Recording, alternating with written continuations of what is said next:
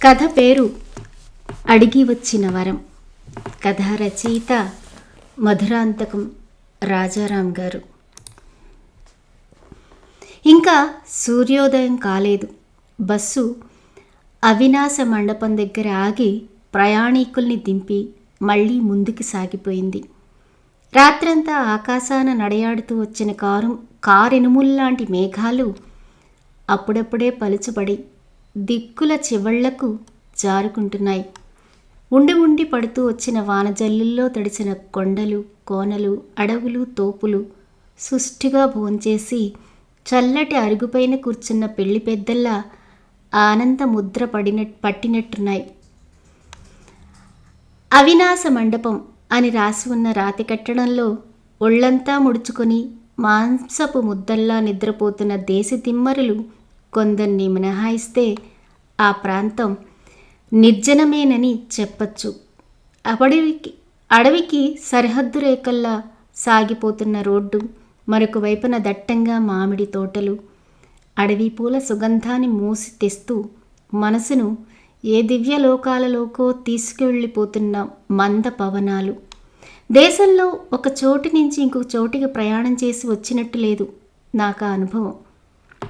పాదలేపన ప్రభావం వల్ల అమాంతంగా గాలిలో తేలి వెళ్ళి అక్కడ వాలిపోయినట్టుంది. బస్సులో నుంచి దిగిన 4 ప్రయాణికులలోనూ నేను ఒక్కడిని. పైజమాలుగా, జుబ్బాలుగా, వేస్ట్ కోటులాగా దిగిన తోడి ప్రయాణికులిద్దరూ దూరంగా వేర్పడి నిల్చుని ఏ గుజరాతీలోనూ మరాఠీలోనూ మాట్లాడుకుంటున్నారు. అడ్డపంచపైన అరచొక్కా తొడుక్కుని భుజాన తువ్వాలు వేసుకున్న 4వ అతను మాత్రం ఒక పొలుకు తోడు కోసం ఆశిస్తున్నట్టే తోచింది. నన్ను దాటుకుని ముందుకు వెళ్ళబోతూ ఓ క్షణం ఆగి అతడు అడిగాడు, ఏమండి సార్, మీరు కూడా ఆశ్రమానికి వస్తారా? అవునండి, నేను రావడం ఇదే మొదటిసారి అన్నాను. పర్వాలేదు, నేను ఇంతకు ముందర 2 సార్లు వచ్చినాను. శీఘ్రంగా నడిస్తే అంతా 1 గంట సేపట్లో ఆశ్రమంలో ఉండొచ్చును. నడిచే వెళ్ళాలా? వెహికల్స్ ఉండవా? అడిగాను. ఆశ్రమానికి వ్యాన్లు, లారీలు ఉన్నాయి, కానీ అది చాలా చుట్టూదారి. ఆరోగ్యంగా ఉండేవాళ్ళంతా మామూలుగా ఈ అడ్డదారిలోనే నడిచి వెళతారు. రోడ్డు మలుపులు తిరగడం వల్ల తెలిసింది కాదు, కానీ 100 మీటర్లు నడిచేలోగా తారు రోడ్డు నుంచి చీలి ఈశాన్యంగా వెళుతున్న మట్టిబాట ఒకటి ఎదురయ్యింది. పచ్చటి చిట్టడివిలో సన్నటి తెల్లటి దారి. ఆ చిట్టడివిలో కూడా ఎత్తు ప్రకారం నిల్చోపెట్టినట్టు ముందుకు వెళ్ళిన కొద్దీ చెట్లు పొడవు మీరిపోతున్నాయి.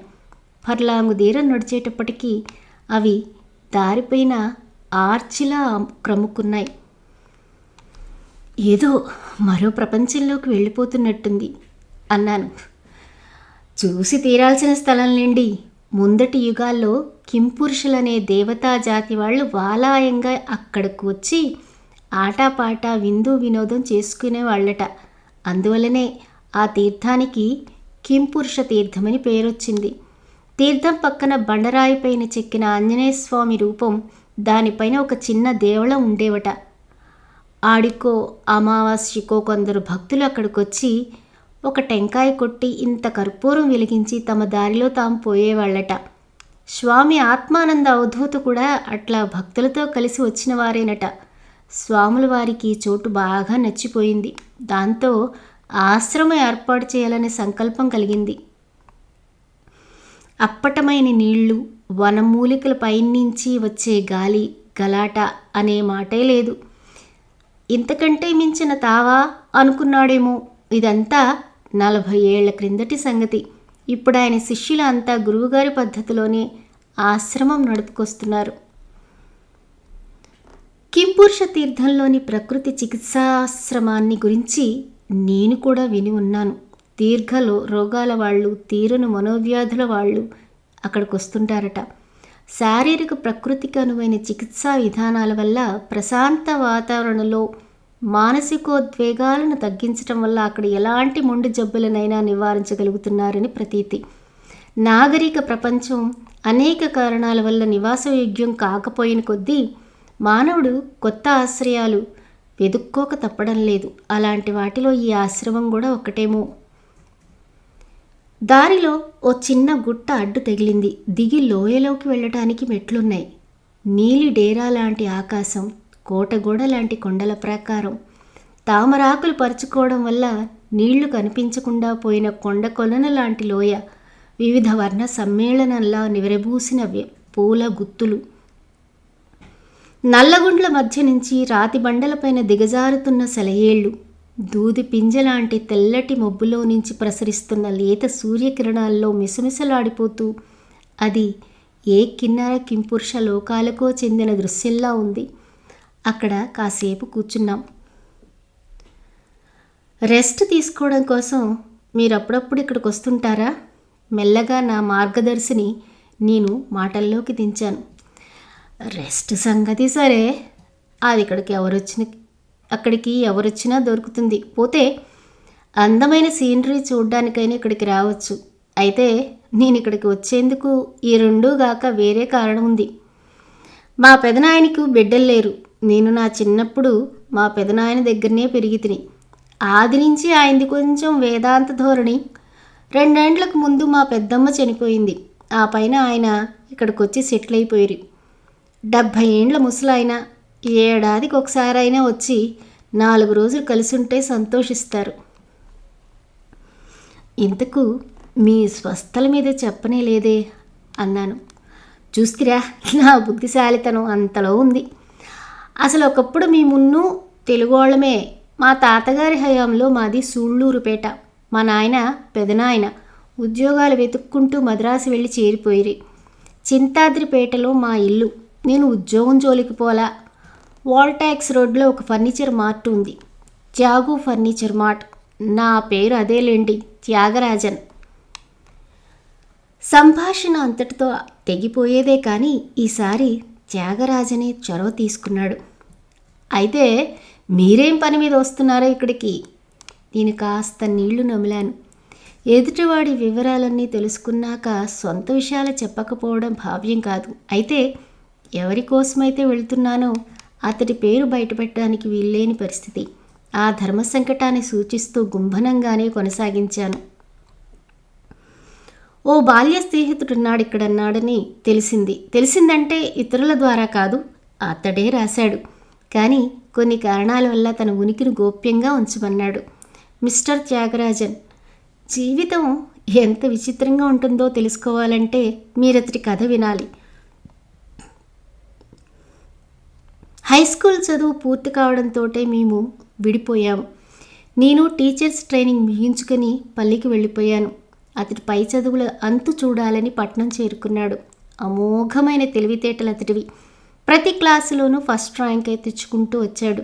చూడ్డానికి మనిషి కాస్త నదురుగా కూడా ఉండేవాడేమో. ఓ లక్షాధికారి కూతురు అతన్ని ప్రేమించింది, పెళ్ళయింది. ఇదంతా జరిగింది 50కి 60కి మధ్యలో. మేము బాల్య స్నేహితులు మాత్రమే కాదు, ప్రాణ స్నేహితులం కూడా. ఒక ఊళ్ళో పుట్టి పెరిగాము. చిన్నతనంలోనే అతడికి తండ్రి పోయాడు. ఎలిమెంటరీ స్కూలు వదిలిపెడుతున్నామనగా తల్లి కూడా కళ్ళు మూసింది. బస్తీలో రూము తీసుకుని హోటల్లో భోంచేస్తూ చదువుకున్నాం. ఉన్న ఆస్తిపాస్తులని తెగ నమ్ముకొని పల్లెతో తెగతింపులు చెప్పుకొని పట్నం వెళ్ళాడు. అక్కడ అతన్ని సిరివరించింది. అదృష్టం కూడా కలిసొచ్చింది. 4-5 మేడలు, 2-3 కార్లు, రియల్ ఎస్టేట్లు, షేర్ మార్కెట్లు, ఫ్యాక్టరీల్లో వాటాలు, లిమిటెడ్ కంపెనీలు, వివిధ నగరాల్లో డైరెక్టర్ల మీటింగులు, విమాన ప్రయాణాలు, ఇలా వ్యాపకాలు పెరుగుతూ వచ్చాయి. నేను ఈ 30 ఏళ్లలో ఎంత లేదన్నా 10-12 సార్లు అతన్ని కలుసుకోవడం కోసం వెళ్ళి ఉంటాను. వాడి పిఏ పరమ స్ట్రిక్టు. ఎంగేజ్మెంట్ కుదుర్చుకోందే వాడబ్బా ఫాలాక్షునికైనా ఇంటర్వ్యూ దొరికేది కాదు. ఒకవేళ దొరికిందో వెళ్ళి కూర్చుని పలకరించేటప్పటికి టేబుల్ పైన ఉన్న 3-4 ఫోన్లలో ఒకటి ట్రింగ్ అంటూ మోగేది. ఎవరో గెస్ట్ వస్తున్నాడు, ఏరోడ్రైమ్కి వెళ్ళాలి, లేదా అలాంటి పనే ఇంకొకటి. వెయిటింగ్ రూమ్లో కూర్చోమని చెప్పి వెళ్ళిపోయాడంటే అంతే సంగతులు. నేనొక్కడిని వచ్చి వేచి ఉన్నానన్న సంగతి కూడా గుర్తుండేది కాదు. వెళ్ళి విసిగిపోయి ఇప్పటికి 5-6 ఏళ్ళుగా అటువైపు తిరిగి చూడడమే మానేశాను. ఇదిగో ఇప్పుడు ఈ ఉత్తరం. చిన్ననాటి జ్ఞాపకాలు నెమరు వేసుకోవాలని ఉందిరా శేఖరం, ఒకసారి వెచ్చి వెళ్ళవు అని ప్రాధేయపడుతూ రాశాడు. బాల్య స్మృతుల్ని నెమరు వేసుకోవాలని అనుకున్నాడంటే అతడు తిరగాల్సిన తిరుగుళ్ళన్నీ తిరిగి తిరిగి మళ్ళీ ఒడిలోకే వచ్చాడన్నమాట. ఏమంటారు మిస్టర్ త్యాగరాజన్? త్యాగరాజన్ ఏమీ అనలేదు. జీవితంలోని వైచిత్రిని ఊహిస్తున్నట్టు మౌనంగా ఉండిపోయాడు. కొండ మెట్లు దిగి తరుశాఖల కింద నిడిచి 8 ఆశ్రమ ప్రాంతంలో అడుగుపెట్టాము. ఆ లోయకంతా కేంద్ర స్థానంలో ఉంది కింపురుష తీర్థం. స్నాన సదుపాయం కోసం అక్కడక్కడా ముచ్చటగా మెట్లు కట్టించారు. తీర్థం చుట్టూ నందనవనమన్న పేరుతో పెద్ద పార్కు ఒకటి నెలకొల్పారు. పార్కుకు ఆనుకున్నట్టుగా పూల మొక్కలు, నడుమ మట్టిబాట. దాని కావల అర్ధచంద్రాకారంగా ఆశ్రమవాసుల నివాసం కోసం సిమెంటు రేకుల ఆవాసాలు, గ్రంథాలయానికి, ధార్మికోపన్యాసాలకు సభా మందిరాలు, అన్నింటికీ మధ్యగా కార్యాలయ భవనాలు. ఆ ప్రదేశంలో నడుస్తుంటే గొప్ప కళాదర్శకుడు వేయించిన భారీ సినిమా సెట్టింగ్ మధ్య నడయాడుతున్నట్టే ఉంది. పేరు, విలాసం, వచ్చిన తేదీ, సమయం, వచ్చిన పని మొదలైన వివరాలని నమోదు చేసి ప్రవేశ దరఖాస్తులు, ఎంక్వైరీలు నివేదించుకున్నాము. ఏ హాల్లో ఏ గది దగ్గర వేచి ఉండాలో నిర్దేశిస్తూ మాకు చీటీలు ఇచ్చారు. ఆశ్రమ రివాజు మేరకు భోజనానికి, వసతికి డబ్బులు వసూలు చేసుకొని రసీదులతో పాటు టోకెన్లు కూడా ఇచ్చారు. ఉపాహారం తీసుకున్నాక త్యాగరాజన్ క్యాంటీన్ దగ్గర విడిపోయాడు. సోమసుందరం కోసం వేచి చూస్తూ సంజీవని హాల్లో 26వ నెంబర్ గది ముందు వేసిన కుర్చీలో కూర్చున్నాను.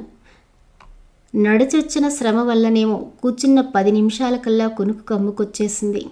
హఠాత్తుగా భుజం పైన చల్లటి స్పర్శ సోకడంతో ఉలిక్కిపడి కళ్ళు తెరిచాను. ఎప్పుడొచ్చావు శేఖరం? ఎదుట సోమసుందరం నిలబడి అన్నాడు. ఇక్కడికొచ్చి కూర్చున్నప్పుడు 9:00 అన్నాను. అప్పటికి నేను చన్నీటి స్నానానికి మునుపు మట్టిపూత పట్టిస్తున్నానేమో. తాళం తీసి తలుపు తెరుస్తూ అన్నాడు సోమసుందరం. రా, లోపల కూర్చుందాం. చాలా కొద్ది క్షణాలు మాత్రమే నేను సోమసుందరం ముఖంలోకి చూడగలిగాను. కన్నీళ్లు కమ్ముకోవడంతో చూపులు చెదిరిపోయాయి. కర్కోటకుడనే పాము కాటు వేయడం వల్ల నలుడు కురూపిగా మారిపోయాడన్న కథ వింటుంటాం. మరైతే సోమసుందరాన్ని కాటు వేసిందేది? అకాల వృద్ధాప్యం అతన్ని పొదువు పట్టుకుంది. కళ్ళల్లో జీవకళ లేదు. పెదవులు ఎండిపోయి పిడచగట్టినట్టున్నాయి. చాలాసేపటి వరకు నెలకొన్న మౌనాన్ని భంగపరుస్తూ అతడు, మాట్లాడమేం శేఖరం అన్నాడు. ఏం మాట్లాడను సోమసుందరం, ఏమైంది నీకు? డాక్టర్లను ఇంటి ముందర పరవళ్ళు తక్కించగలవాడివి నువ్వు. అవసరమైతే చికిత్స నిమిత్తం అమెరికాకైనా వెళ్ళరాగలిగిన వాడివి నువ్వు. నెలకొకసారి పరిపూర్ణమైన మెడికల్ చెకప్ చేయించుకుంటూ ట్రీట్మెంట్ని పుచ్చుకోగలిగిన వాడివి నువ్వు. నువ్వెందుకలా డీలే పడిపోయావో నాకు తెలియడం లేదు అన్నాను. రంగు, రుచి, వాసన లేకుండా కొన్ని నవ్వులుంటాయా? ఉంటాయేమో. సోమసుందరం అలా నవ్వాడు. నువ్వు చెప్పిన పనులన్నీ చేయించగల సత్తా డబ్బుకుందని నాకు తెలుసు. అయితే కొన్ని పరిస్థితుల్లో డబ్బెందుకు కొరగాకుండా వెలవెలపోతుందని చాలా ఆలస్యంగా తెలుసుకున్నాను. నేను దేన్ని తాకినా అది డబ్బుగా మారింది. నేనెక్కడ చెయ్యి పెట్టినా డబ్బే దొరికింది. అయితే శ్రమ లేకుండా వచ్చిపడే డబ్బు ఉంది చూసావా శేఖరం, దానికి మించిన శాపం మరొకటి ఉండదు. మైదాసురాజు దేని తాకినా బంగారమయ్యే వరం కోరుకున్నాడు. కుర్చీని తాకాడు, బంగారమైంది. గోడను తాకాడు, బంగారమైంది. కంచాన్ని తాకాడు, బంగారమైంది. తినబోతూ అన్నాన్ని తాకాడు, అదిన్ని బంగారమైపోయింది. ఎత్తుకోతలచి బిడ్డను తాకాడు, అది కూడా నిర్జీవమైన బంగారు బొమ్మైపోయింది. నా గతి అంతే అయింది. మిత్రులతో, బంధువులతో, పనివాళ్లతో, ఆఖరికి నా కుటుంబ సభ్యులతో కూడా నాకు ఆర్థిక సంబంధాలు మాత్రమే మిగిలాయి. అందరూ డబ్బు కోసమే నా చుట్టూ తిరుగుతున్నారని రూఢి అయిపోయింది. అంతకుమించి ఇంత ప్రేమ, ఇంత మమకారం, ఇంత ఆత్మీయత వాళ్లకు నా యందు లేకపోయింది. కట్టెలో పుట్టిన అగ్గి కట్టెనే కాలుస్తుందట కదూ. నాలో పుట్టిన అసంతృప్తి నన్నే నమిలి తినేయడం మొదలెట్టింది. తిన్న తిండి అరిగి కొన్ని సంవత్సరాలైంది. కంటి నిండుగా నిద్రపోయి కొన్ని సంవత్సరాలైంది. నా మేడల్లో నేను సుఖంగా ఉండలేకపోయాక, నా పట్టుపరుపుల మీద నేను హాయిగా నిద్రపోలేకపోయాక, నా భార్య బిడ్డల్ని సైతం వీళ్ళు నా వాళ్ళని అనుకోలేకపోయాక, ఇక నేను బ్రతుకుండడంలో అర్థమేమిటో పరమార్థం ఏమిటో నాకు తెలియకుండా పోయింది. ఒకప్పుడు ఊరగాయ నంచుకుంటూ చద్దన్నం తింటే పరమానందంగా ఉండేది. చీకటి పడ్డాక 3 మైళ్ళు నడిచి వెళ్ళి ఆవుల పాళల్లో కంగుంది వాళ్ళ విరాట నాటకం చూస్తూ కూర్చుంటే బ్రహ్మానందంగా ఉండేది. లేత వెన్నెలలు మిసమిసలాడే సాయంకాలపు వేళల్లో మన ఊరి ఏటి తిన్నెల పైన పడుకుని మన అమ్మమ్మలు నేర్పించిన పాటలు పాడుకుంటూ ఉంటే ఇంకా ఇంకా ఆనందంగా ఉండేది. ఆ ఆనందాన్నంతా ధారపోసుకుని లేదా విసిరి పారవేసి కాంక్రీటు గోడల మధ్య చనిపోయిన వాడి ప్రేతాత్మలా నేనెందుకు జీవిస్తున్నానా అనిపించేది. ఎందుకో తెలీదు. క్రూర మృత్యువు లాంటి ఘోర విషాదం ఒకటి నీడలా నన్ను వెన్నంటే ఉంది. దాని నుంచి నాకు విముక్తే లేదు. చూడు శేఖరం, నీకు జ్ఞప్తిలో ఉండే ఉంటుంది. చిన్నప్పుడు బస్తీ టెంటులో మనం నారది అనే సినిమా చూసాం. నారదుడికి సంసార సుఖాలు చవిచూడాలన్న కోరిక కలుగుతుంది. అట్లాగేనని అనుగ్రహించి వెళ్ళి ఎదురుగా ఉన్న జలాశయంలో మునిగి రమ్మంటాడు శ్రీకృష్ణుడు. మునిగి లేచేసరికి నారదుడు నారదిగా మారిపోతాడు. అక్కడితో యాతనలు ప్రారంభం. వేట కోసం వచ్చిన రాకుమారునితో వివాహం, సంసారం, ప్రభవ విభవ శుక్ల అంటూ 60 మంది బిడ్డల జననం, శత్రువులు దండెత్తి రావడం, యుద్ధంలో భర్తృవియోగం, ప్రవాస జీవితం, దుర్భరమైన దరిద్రం. ఆ బాధలన్నీ పడలేక అన్నమో రామచంద్ర అని అలమటిస్తున్న బిడ్డల గోడు చూడలేక ఆ ఇల్లాలు ఆత్మహత్యకు తలపడుతూ వెళ్ళి చెరువులో దూకేస్తుంది. లేచేసరికి నారదుడిగా మారిపోయి ఉంటుంది. గట్టుపైన నిల్చున్న కృష్ణుడు, అబ్బో ఎంతసేపు స్నానం చేయడం అంటాడు. అబ్బే ఎంతసేపు, 5 నిమిషాలే కదా అంటాడు నారదుడు. గడచిన 30 ఏళ్ల నా జీవితం కూడా అట్లాగే ఒక భ్రమ కాకూడదా, ఒక మాయ కాకూడదా అని నాకు అనిపిస్తూ ఉంటుంది. ముఖంలో నరాలు గుబ్బిపోయాయి. గుప్పున చెమట పట్టేసింది. ప్రసంగం ఆపి నా వైపు వెర్రిచూపులు చూడసాగాడు సోమసుందరం. ఒక గ్లాసు మంచినీళ్లు త్రాగాక అట్లాగే మంచంపైకి సోలిపోయాడు. సోమసుందరాన్ని ఎక్కువగా మాట్లాడించడం మంచిది కాదనుకున్నాను. ఆశ్రమంలో ఉన్న ఆ 2-3 రోజుల్లోనూ అతడి ప్రశ్నలకు జవాబు ఇవ్వడం మాత్రమే నా పనిగా పెట్టుకున్నాను. గుడి ముందర మర్రి ఊడలు పట్టుకొని, ఇంకా ఈ రోజుల్లో కూడా పిల్లలు ఆడుకుంటున్నారా? చెరువు నీటిలో ఎర్రటి బల్బులా అల్లి తామర పూలు పూస్తున్నాయా? సంక్రాంతి నెలొస్తే ఆడపిల్లలు గొబ్బిపాటలు పాడుతున్నారా? ఇలా త్రాగే కొద్దీ ఊరే చెలమలా అతడు ప్రశ్నలు అడుగుతూ వచ్చాడు. ఒక సందేహం మాత్రం నన్ను వేధిస్తూ ఉండిపోయింది. బోలెడన్ని వ్యాపకాలున్న మనిషి అన్నింటినీ వదిలిపెట్టి ఇలా ఒక అజ్ఞాత ప్రపంచంలోకి వచ్చి కూర్చోవడం ఎలా సాధ్యమైంది అని